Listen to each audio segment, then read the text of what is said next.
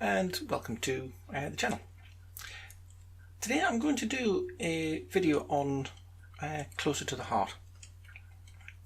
When I first set the channel up, it was going to be where I was just going to upload all of my videos that I had that I made for vanderbilly.com when I was a contributor to that site. Unfortunately, when I was looking for all of those videos, I found that a lot of my early videos have been lost. I don't know where they are, I don't know what's happened to them, but I can't find them. So I thought I would remake them, and this was the first one I ever made for Vanderbilly, and so I thought I would remake it for you. It's a very good one to start your journey, and so for anyone who is beginning to learn how to play Rush, beginning to learn how to play Alex Lifeson's material, this is a really good one to start with. It has a lot of those idiosyncrasies that he puts into his music, and is actually relatively straightforward, relatively simple. So for those who are expert at Rush, you probably can play this without any trouble whatsoever. For those that are beginning, you may need a little bit of help, and hopefully this will be helpful. So I'll do one video for the rhythm, and then I'll do a second one for the solo. So enjoy, or not, as the case may be, and here we go.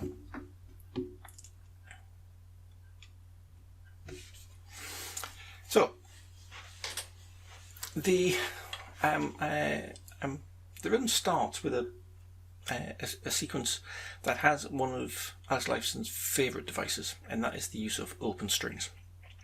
So you're going to be playing this thing here. So this is an A here.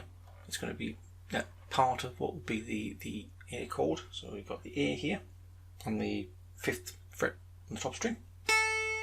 Then you've got the C sharp here, which is on the G string on the 6th fret. Then you leave the B string open. So you get, which is a lovely sound. And then you're going to play sets of triplets, which are these.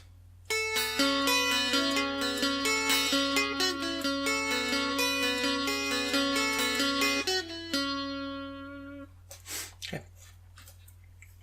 So triplets are done by just by picking out the first, second, and third strings. So nice and easy, nice and straightforward. And then you're going to try and pick out this melody.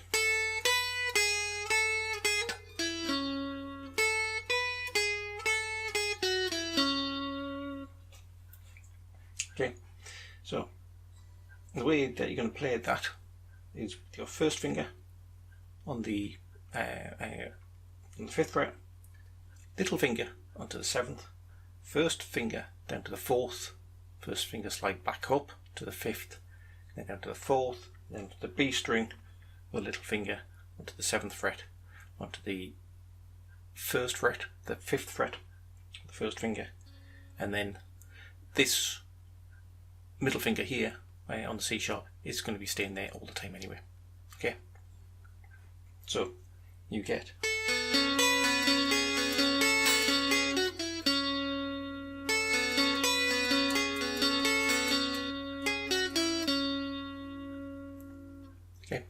take that, practice that. When you get that, the timing, rhythm of that, you're fine, it's sorted. Okay, that's played 4 times. Then we have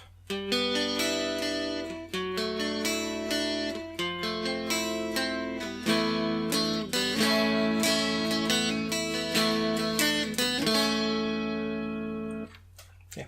So this is just going down from a G. So when we have the, these are the notes of a G chord. So if you play a G, that's what I often play it.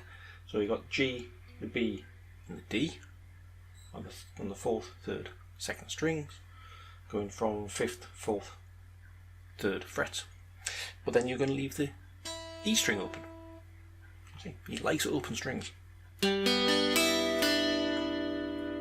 then you're just picking out 4, 3, 2, 1, back to 2. Move down to what would be a D. So this means that these two fingers are going to switch position. So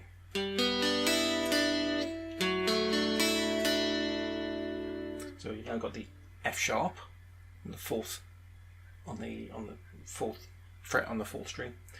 You've now got the A second fret on the third string, and then you maintain the D. But notice that the finger that's playing the D is now switched. So instead of being the index finger, it's now your middle finger. Then back down to what would be the F, and you take it up the same shape as you did for G. Okay, all the while keeping that E string open.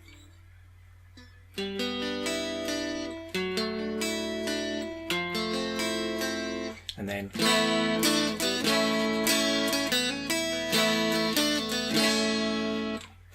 that's just taking the A chord, lift the third finger off to create the open B. That's the sus2, the suspended second. There's the suspended fourth, which is adding the D in, which I do with my little finger, and back.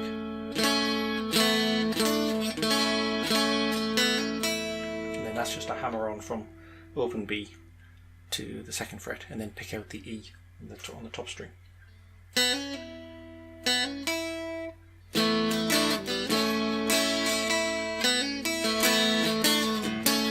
And then with your strumming patterns,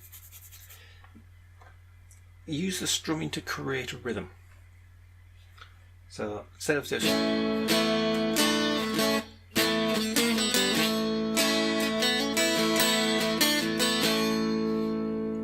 this is something I learned by playing traditional folk music a lot, is that the guitar a lot in that sort of music creates the rhythm. And that is what you can do with your strumming patterns. So always think about that when you're thinking about strumming patterns. Right, and now we move into the verse. So the chords for the verse are very simple. So we're going to start with an A, and move to a G, then to a D, to a G, to an A. Okay, so those are the chords. Very, very simple, very straightforward. This is the way that I'll play as the A. Very often you'll find it done like this. So it's a first finger barred across the second fret, and then the top A here is picked out with the with his little finger. He would normally play the G like this. Okay, so this is little finger on the G, third finger on the D. G and B strings are open, and then the B and G on the bottom two strings. Now I find that fingering really difficult, because I normally play a G like this. So I have a very different pattern of fingering to play the G string, the G chord. So I find that difficult. You may not. You may find that that's the way that you prefer to play that, which is fine. So I tend to play this G as a wraparound like this. So that's the way I will tend to play it. Then you go to the D, G, back to the A. And when you come back to the A, you're then going to pick out some individual notes. Okay. It's just to give some colour. And you're going to do that a lot as you go through this. So it's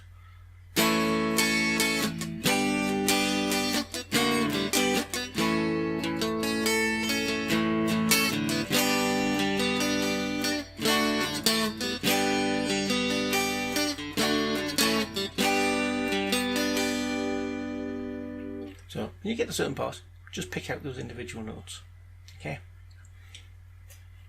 So those are the chords. So it's very simple. So it's your A, G, D, G, A, and back down to A, G, then to D, A, which would then play down the bottom here.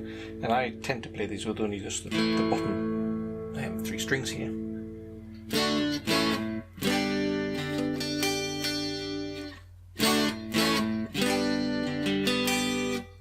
Okay, then you go to that second time, it's just a strumming.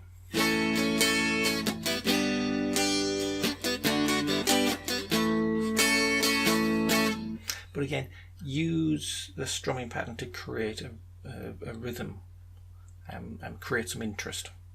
So don't just sit around and play. Yeah. Use the strumming to make rhythm patterns. It makes it much more interesting. Then go into the drive section. This is same chords, but here we're going to mix of some chords will be say a power chord, and some will be full chords. So start off with an A, which I will play as a power chord. G is going to be a full chord.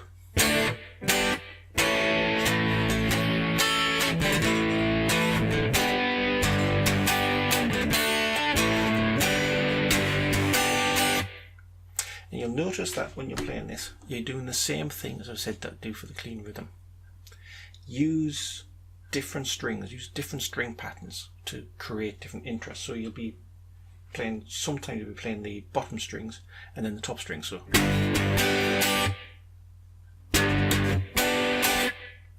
and use those to create interest in your rhythm playing.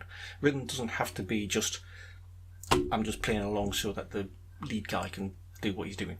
Okay, it's a good thing in and of itself.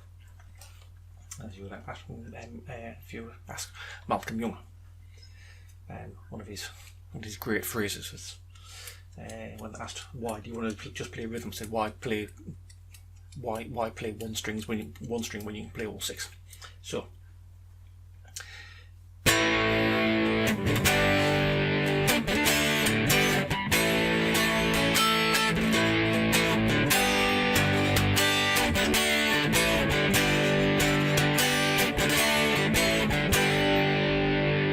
and then just before the solo you hit,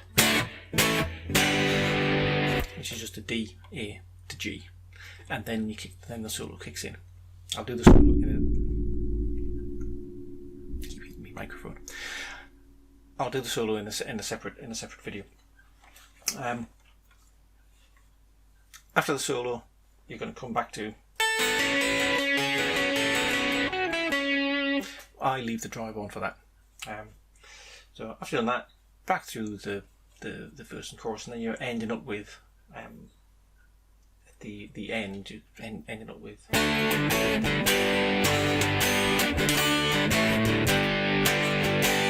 And then it would normally fade out, but live you'll find that it usually ends with something like.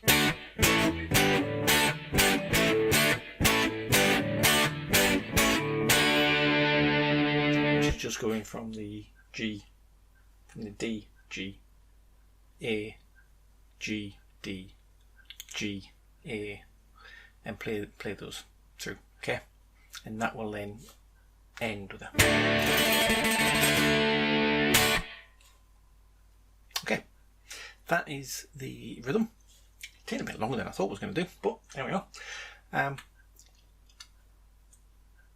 Once you get that, we'll then move on to the solo.